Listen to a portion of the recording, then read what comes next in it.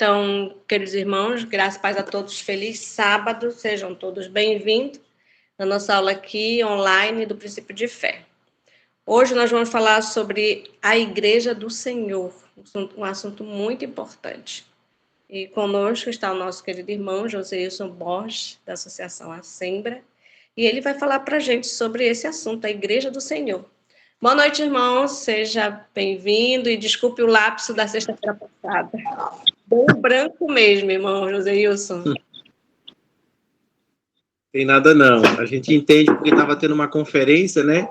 E aí, com certeza, estavam muito ocupados, eu entendo. Boa noite a todos os irmãos, nós estamos aqui neste momento, nesta sala virtual, para estudarmos a mais um assunto do princípio de fé. Hoje nós vamos falar sobre a Igreja do Senhor. Entendam, irmãos, que eu falei uma frase no singular, a Igreja do Senhor. Deus tem uma igreja na terra, e aqui no livro de Apocalipse, capítulo 14, verso 12, diz o seguinte: aqui está a perseverança dos santos, os que guardam os mandamentos de Deus e a fé em Jesus. Então, Deus tem uma igreja, e aqui no livro de Apocalipse nós encontramos a característica marcante dessa igreja. É uma igreja que guarda os mandamentos de Deus e tem o testemunho de Jesus. Através deste filtro, deste texto, nós conseguimos filtrar, encontrar a igreja de Deus. Então, nós acreditamos, nós adventistas do sétimo dia, movimento de reforma, nós acreditamos que Deus tem uma igreja na terra. E essa igreja, ela guarda os mandamentos de Deus e tem o testemunho de Jesus. Aqui nós temos uma igreja que tem um fundamento. Agora eu quero que os irmãos me ajudem, aqueles que estiverem com suas Bíblias. Mateus capítulo 16, verso 16.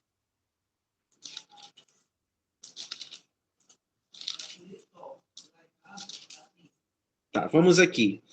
Acredito que os irmãos devam estar escutando, que irão somente escutar. Vamos ler. Mateus 16, 16 e 18. Diz o seguinte: respondendo, Simão Pedro disse: o Senhor é o Cristo, o Filho do Deus vivo. Então Jesus lhe afirmou: bem-aventurado é você, Simão Barjonas, porque não foi carne e sangue que te revelaram isto a você, mas o meu Pai, que está nos céus. Também eu lhe digo que você é Pedro, e sobre esta pedra edificarei a minha igreja, e as portas do inferno não prevalecerão contra ela. Irmãos, aqui neste texto do apóstolo Mateus, nós novamente somos levados a entender que Deus tem uma igreja no singular. Aqui é a frase que sai da própria boca de Jesus, o Rei dos Reis. Ele diz, olha, sobre esta pedra, Jesus estava se referindo a ele. Edificarei a minha igreja. Jesus não diz as minhas igrejas. Então, Jesus tem uma igreja. Sobre esta pedra edificarei a minha igreja. E contra ela, novamente, ele repete uma palavra no singular, ela, um indicativo de unidade. E contra ela não prevalecerão as portas do inferno. Aqui nós temos um comentário no livro Desejado de Todas as Nações. Eu quero compartilhar com vocês, está na página 414. A igreja é construída sobre Cristo. Novamente, a igreja, com seu fundamento, deve obedecer a Cristo como sua cabeça. Não deve depender de homem ou ser controlada por ele. Cristo é a cabeça da igreja. Os membros de seu corpo seguem as instruções da cabeça, assim como os membros do corpo humano obedecem aos impulsos da mente. Então, nós acreditamos que a Igreja de Deus, ela é única e ela está no singular. Ela tem uma característica que marca ela. Apocalipse 14, 12. Aqui está a perseverança dos santos, os que guardam os mandamentos de Deus e têm a fé de Jesus. Quero levá-los a outro livro, Efésios.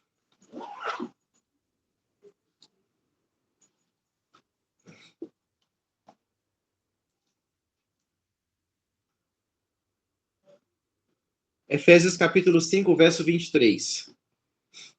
Esposas, porque o marido é a cabeça da esposa, assim como Cristo é o cabeça da igreja, sendo ele mesmo o próprio salvador do corpo.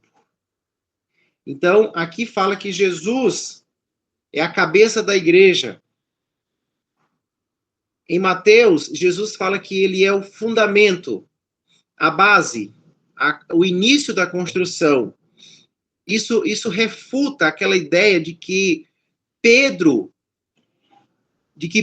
era o cabeça da igreja, de que Pedro era o fundamento da igreja e de que Pedro tinha as chaves do céu. Jesus é a cabeça da igreja. Os membros do corpo devem obedecer a uma cabeça. Então, Jesus é a cabeça da igreja, é ele que dá as ordens.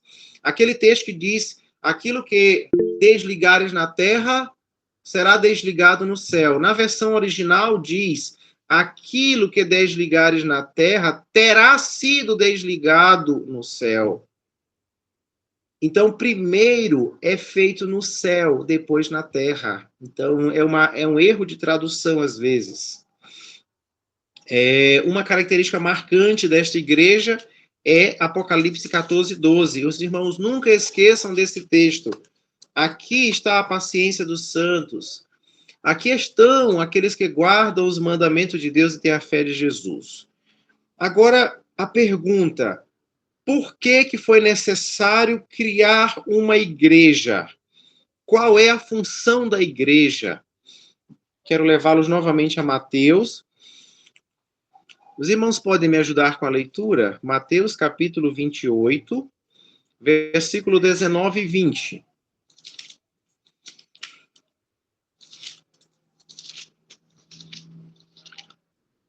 (19 e 20, irmão? Alguém está aqui? Isso, Mateus capítulo 28, 19 e 20. Portanto, ide e fazei com que todos os povos da terra se tornem discípulos, batizando-os em nome do Pai, do Filho e do Espírito Santo, ensinando-os a obedecer a tudo quanto vos tenho ordenado. E assim eu estarei permanentemente convosco até os fins dos tempos. Olha que interessante. Às vezes nós lemos esse texto e passamos por alto algumas informações importantes, irmãos. Informações que nos dão a entender qual é a função da igreja de Deus que representa a verdade. Olha só, o irmão leu assim, o 19 e 20. Portanto, vão e façam discípulos de todas as nações, batizando-os em nome do Pai, do Filho e do Espírito Santo. Então, aqui a Igreja de Deus, ela batiza em nome do Pai, do Filho e do Espírito Santo. E mais, irmãos, a Igreja de Deus, ela acredita na divindade completa.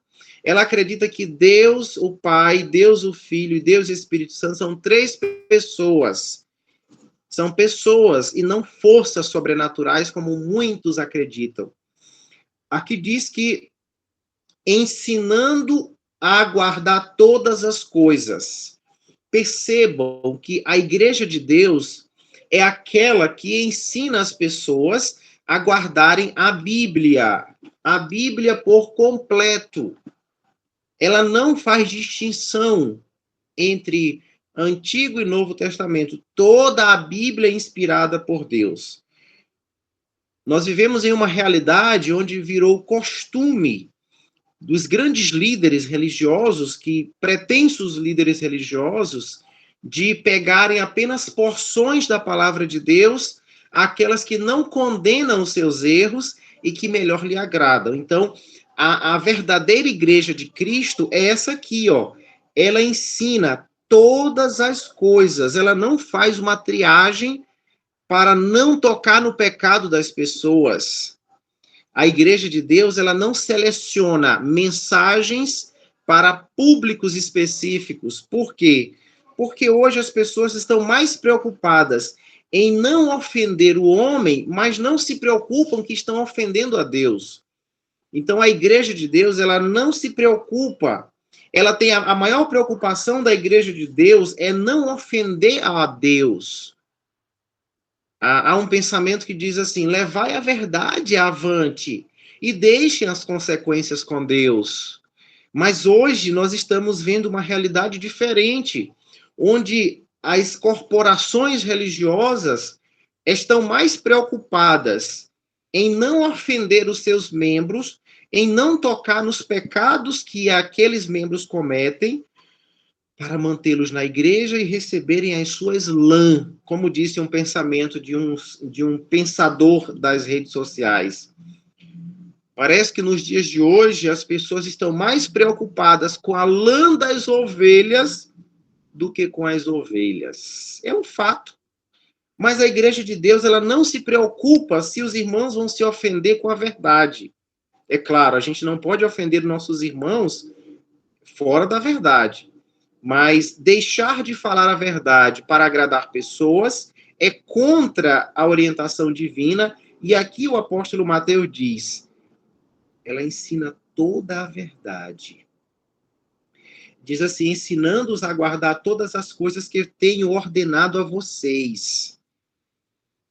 E detalhe, no final do versículo 20, nós temos uma promessa. E essa promessa, ela só é dada para aqueles que não escondem a verdade. Ela diz assim, olha: ensinando-os a guardar todas as coisas que tenho ordenado a vocês. E eis que estou com vocês todos os dias até o fim dos tempos. Com quem que Jesus vai estar? Com qual igreja Jesus vai estar? Com aquela que prega meia verdade e meia mentira? Ou com aquela que prega toda a verdade? Então, esta é uma das funções da igreja de Deus, é pregar toda a verdade. No capítulo 5 de Atos dos Apóstolos, no capítulo 5, verso 42, nós temos um versículo, inclusive a irmã citou aqui um texto muito interessante, que é um texto que me sensibiliza bastante. Visitar os órfãos e as viúvas nas suas tribulações. Façam isso. Faz parte da igreja de Deus. Obrigado, irmão. No livro de Atos, capítulo 5, verso 42, nós encontramos o seguinte texto: e todos os dias no templo e de casa em casa não cessavam de ensinar e de pregar a Jesus, que Jesus é o Cristo. A igreja de Deus, ela gosta do trabalho missionário. Aqui diz que de todos os dias no templo e nas casas, na igreja e nas casas, eles não cessavam de ensinar e de pregar que Jesus é o Cristo. É uma outra característica marcante do povo de Deus. Se nós ainda não estamos empenhados em uma obra missionária, quer com os nossos vizinhos, com os nossos amigos, ou qualquer que sejam as pessoas que entremos em contato, precisamos adquirir essa característica. Porque para entrarmos no céu, temos que ser missionários. Alguém se importou conosco, alguém levou a mensagem para nós. E essa mensagem não pode ser enterrada, o talento não pode ser enterrado. Ele tem que ser multiplicado, levado adiante. Nós temos um outro texto que eu quero comentar com vocês, está em 1 Pedro.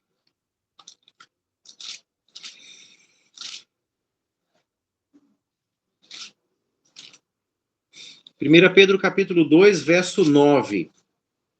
Vocês, porém, são geração eleita, um sacerdócio real, uma nação santa, um povo de propriedade exclusiva de Deus, a fim de proclamar as virtudes daquele que os chamou das trevas para a sua maravilhosa luz. A igreja de Deus é uma nação santa.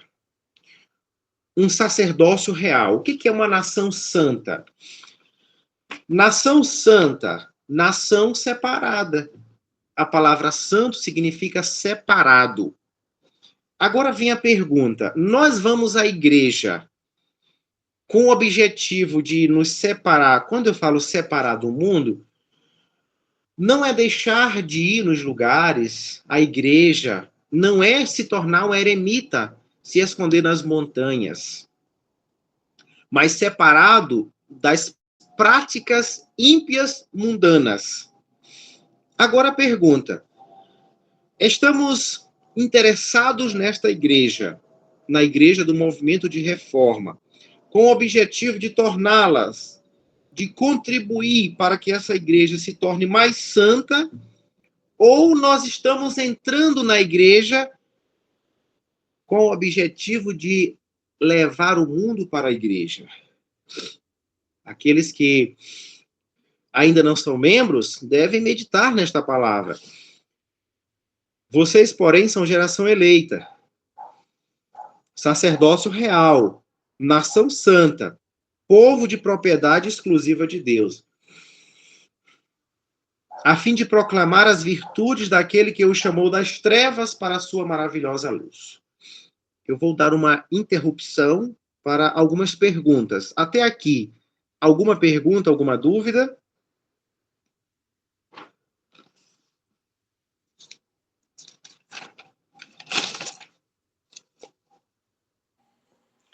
Johanna, tá tudo ok? Irmã Regina, Jeane, Miriam.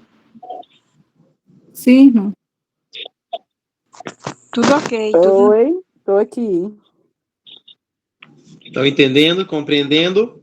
Qual é a característica, Johanna, da igreja de Deus? A mais marcante, aquela de Apocalipse 14, 12. Não entendi, repete aí de novo. É que guarda o mandamento. Qual é aquela... né? Isso, aquela igreja, qual é a característica marcante da igreja? Ela guarda os mandamentos de Deus e tem a fé de Jesus. Então, irmãos, se nós guardamos os mandamentos de Deus pelo poder de Jesus, nós somos uma igreja missionária, nós somos uma igreja que ajuda os necessitados. Tudo isso é fruto da obediência, né? O primeiro passo é aceitar a Cristo como Salvador pessoal e a sua lei. Aqui nós cremos que nenhum filho de Deus, iluminado pela fé na palavra de Deus, pode ficar separado ou independente das bênçãos da igreja. Como dizia o apóstolo Paulo, não deixe de congregar, como é costume de alguns, a fé enfraquece.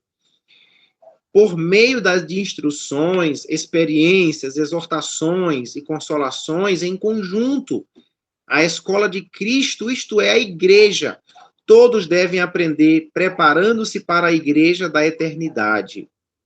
Como os membros do corpo não podem viver independente uns dos outros, também não podem os membros da igreja viverem em espírito de independência.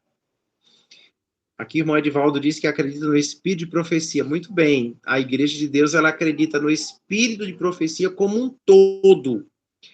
Como nós lemos em Mateus, uma das funções da igreja é ensinar a verdade completa. Às vezes nós podemos cair no erro de selecionar algumas partes que vão ofender alguém. Eu queria que algum irmão tivesse com a Bíblia na mão, lesse 1 Coríntios. É um texto que dá bem ênfase. 1 Coríntios, capítulo 12. Capítulo 12, verso 12 a 27. Inclusive, nós podemos ler até em conjunto. Aqui nós temos muitos membros, acredito que quase todos estão com suas Bíblias. É uma ferramenta de pesquisa, então vamos lá. 1 Coríntios 12. Quem vai começar a ler? 12, 27, né? Vamos lá, por ordem. 12, 27, primeiro? É 12, 12. É do 12 até o 27. Cada um vai ler 2 versículos. Vamos lá. Lê, irmão. Começando do capítulo. Porque assim como o corpo é um e tem muitos membros, e todos os membros, sendo muitos, são um só corpo, assim é Cristo também. Pois todos nós somos batizados em um Espírito, formando um corpo, quer judeus, quer gregos, quer servos, quer livres, e todos temos bebido de um Espírito. Muito bem. O próximo. Porque também o corpo não é um só membro, mas muitos. Se o pé disser, por que não sou mão, não sou do corpo, nem por isso deixa de ser do corpo. Até aí. Se o corpo todo fosse olho, onde estaria a capacidade de ouvir? Se o corpo todo fosse audição, onde estaria o olfato? Em verdade, Deus dispôs cada um dos membros no corpo, segundo a sua vontade. Isso mesmo. Irmãos, tem uma interferência. Vamos usar o microfone. O irmão leu até qual texto, irmão? Até qual versículo? Até o 18. 18, né? Se todos, porém, fossem um só membro, onde estaria o corpo? O certo é que há muitos membros, mas um só corpo. Os olhos não podem dizer à mão, não precisamos de você. Olha que interessante. E a cabeça não pode dizer aos pés, não preciso de vocês. Quem quer continuar lendo? 22? Pelo contrário, os membros do corpo que parecem ser mais fracos são essenciais. E os membros do corpo que consideramos membros honrados, nos os vestimos com mais honra. E os que em nós são vergonhosos, vestimos com dignidade especial. Muito bem.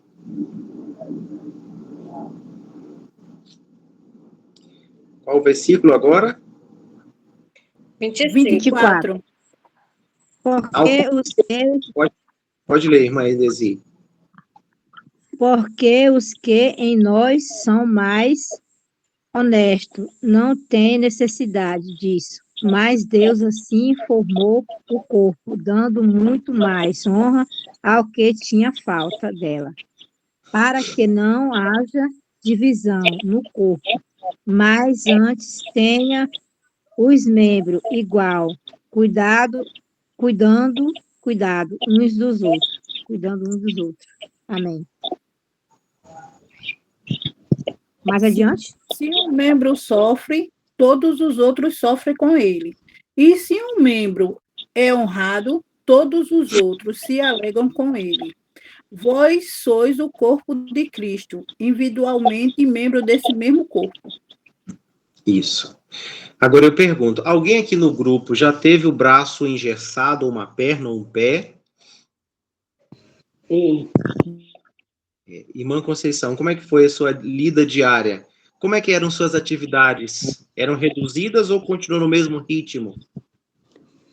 Eu tinha que usar cadeira para andar com a perna em cima, fazendo o mesmo ritmo, mas mais assim, tinha que fazer, né? Eu tinha que fazer. Até cuidei de um menino, uma criança parece que era 6 anos, muito doente com o pé engessado. Nem eu não acredito que eu fiz aquilo. Veja bem, irmãos, quando a palavra de Deus diz que quando um membro está enfermo, todo o corpo sofre.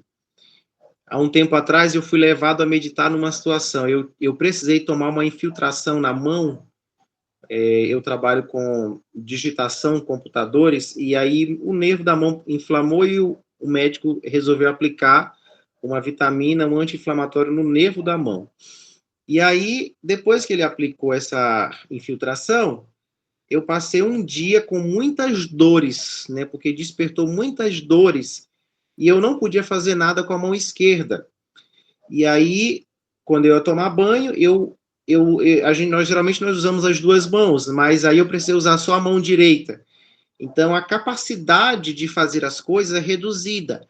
O corpo fica mais lento. Alguém, quando quebra o pé, fratura um osso, ele não anda na mesma velocidade que quando se andava antes. Agora, veja bem, às vezes nós não cuidamos do nosso pé.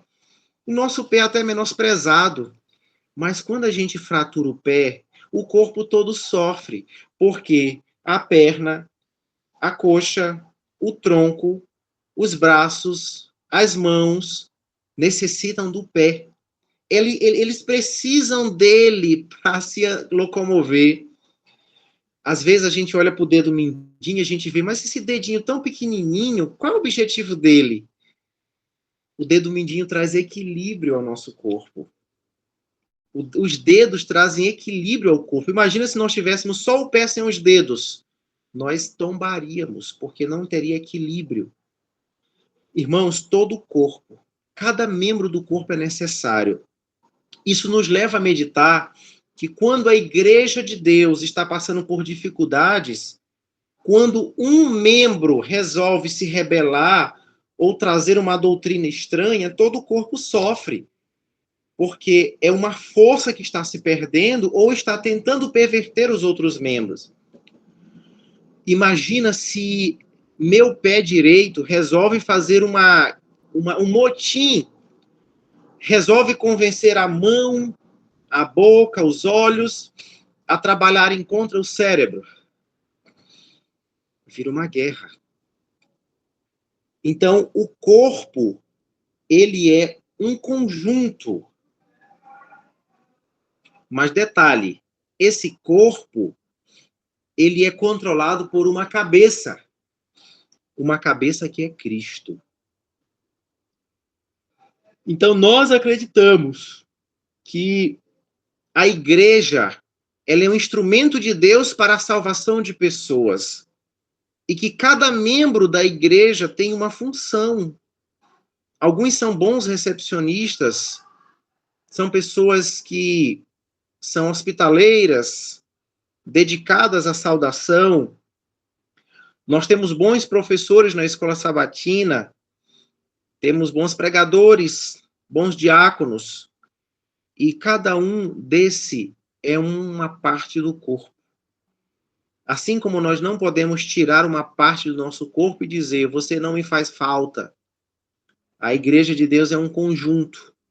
E quando a igreja de Deus está enferma, contaminada por doutrinas erradas ou ensinamentos mundanos, o corpo anda com dificuldades. Quando alguém está com as pernas inflamadas ou o pé inflamado, inchado, todo o corpo é levado a andar em lentidão, porque dependemos deles, né? Assim a igreja, quando a igreja passa por dificuldades, por problemas, ela deixa de desenvolver-se, ela perde o ritmo, e aí a gente acaba desacelerando. Então, a igreja de Deus, ela é um instrumento usado por Deus para congregar, né, para juntar as pessoas. Aqui eu quero ler um texto, está no livro de Atos.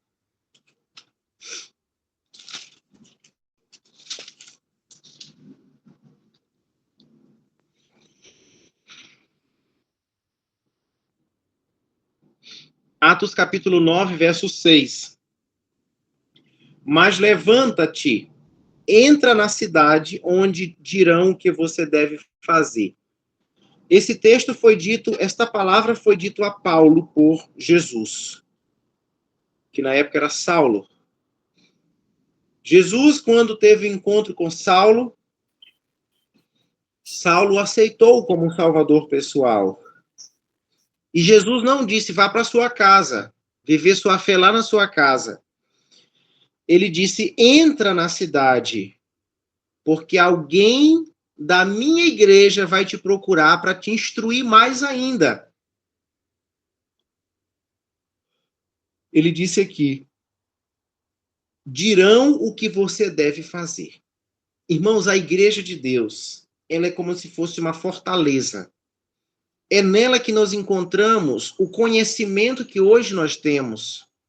Se nós aceitássemos a Cristo aleatoriamente e fôssemos deixados vagar sem um local de culto, sem um local de pesquisa, de aprendizado, como que nossa fé ia amadurecer? nós não teríamos conhecimento.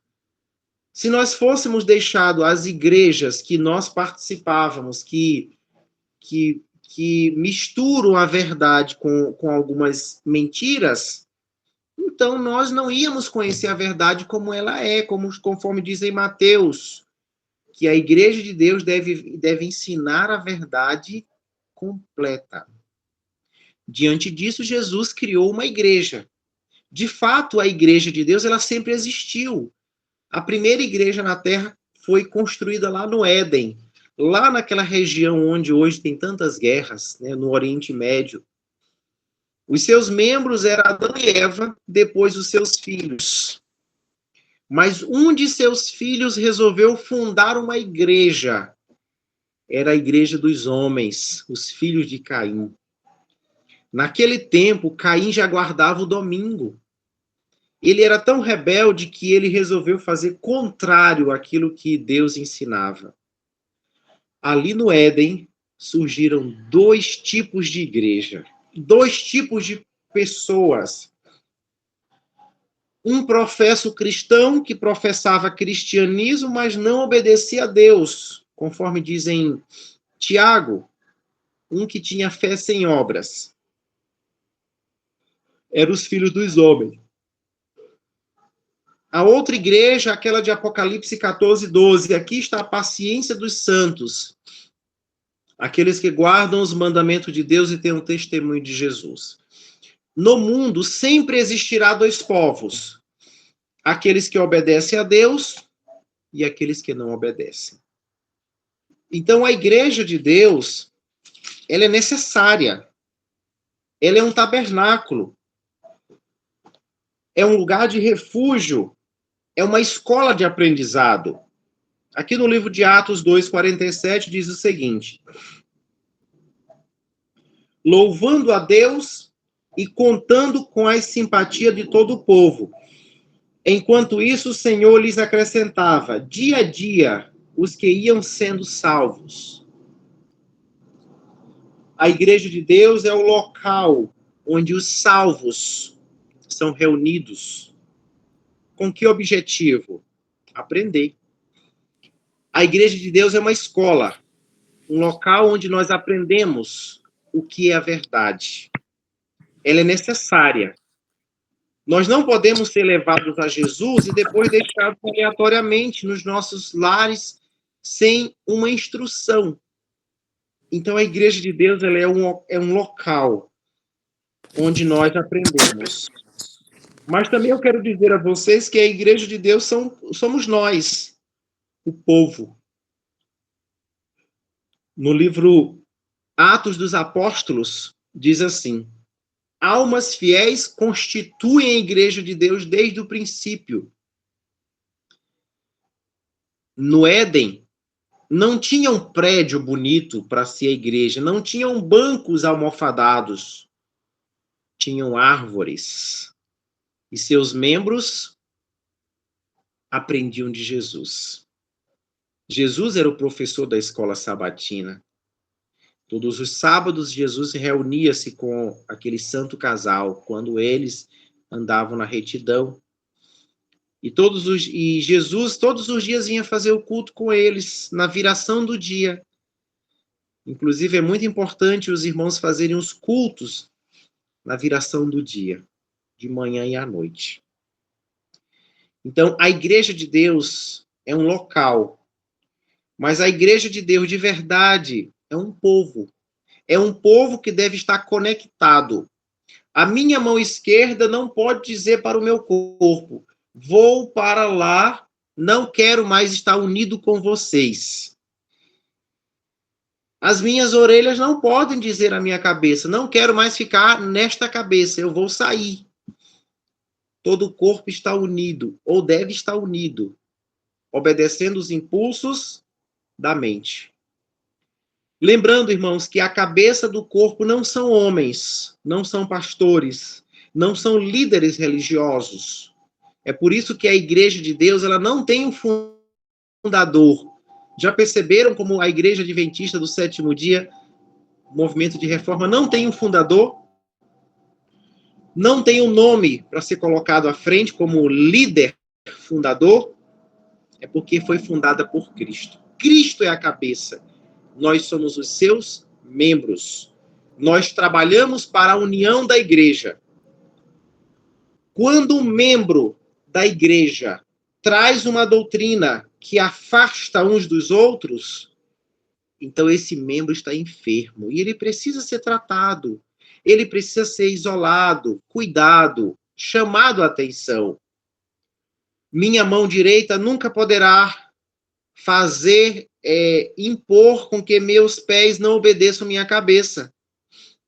Meus dedos não podem trabalhar contra a minha cabeça. Todos os membros do corpo, eles obedecem aos impulsos da mente. E assim, todo o corpo se torna unido e ágil, trabalhador, forte, vigoroso.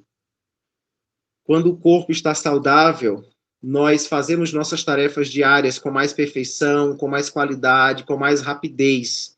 Mas quando uma parte do nosso corpo está impossibilitada, nós trabalhamos com mais lentidão, ficamos mais quietos, mais vagarosos. É por isso que a igreja ela não pode ter desunião. Todas as doutrinas que Cristo nos deu trabalham para a unidade.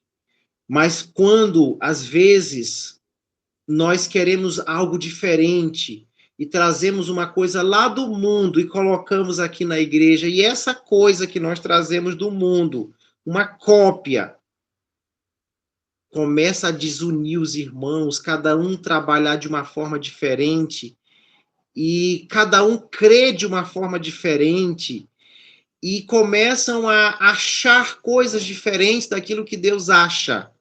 Aí o corpo começa a ficar definhado, doente, e não trabalha com qualidade. E não prospera, e não avança, fica atrofiado. Assim acontece com a Igreja de Deus. Então, nós cremos, irmãos, a Igreja Adventista do Sétimo Dia, nós acreditamos que a Igreja é o corpo de Cristo, e Cristo é a cabeça desse corpo. A mão nunca pode dizer, eu acho. O achismo da minha mão nunca pode prevalecer no que Deus diz. A cabeça nunca pode ser colocada em segundo plano. Ela é a cidadela da alma. É aqui que nós temos a batalha contra Satanás, na mente. O corpo obedece os impulsos da mente, assim como os membros da igreja devem obedecer aos impulsos, às ordens, às instruções de Jesus. Aqui eu finalizo este momento e quero deixar a oportunidade, nos faltam ainda alguns minutos. Se algum irmão tiver uma colocação, tiver uma pergunta, nós estamos à disposição para somar. Amém.